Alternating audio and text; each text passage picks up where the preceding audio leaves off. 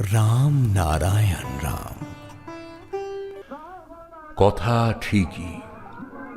আজকে দেশের মধ্যে লক্ষ্য করে দেখো, কত ক্ষেত খামার, কত খালি জায়গা, কত জমি পড়ে আছে।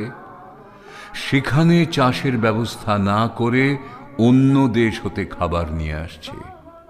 এদিকে তাদের কোনো ব্যস্ততা নেই। কি করে পরের বাড়িতে গিয়ে ভিক্ষা মাগবো, আমাদের দেশ তাই নিয়েই ব্যস্ত। নিজের দেশের মধ্যে সুবন্দোবস্ত করবে, খাওয়ার ব্যবস্থা করবে, তার কোনো চেষ্টাই নেই। এত ক্ষেত খামার পড়ে আছে, এত অনাবাদি জমি পড়ে আছে যে ঠিক মতো ব্যবস্থা করে চাষবাস করলে এখনো 2 টাকা মন চাল খাওয়াতে পারে, কিন্তু তা করলে যে ওদের গদি নষ্ট হয়ে যাবে। যে মুহূর্তে 2 টাকা মনের চাল করবে তাদের ব্যবসা নষ্ট হয়ে যাবে। এরা করে কি, যাতে ব্যবসাটা চালু থাকে তার জন্যই জিনিসপত্রের দাম বাড়িয়ে দেয়।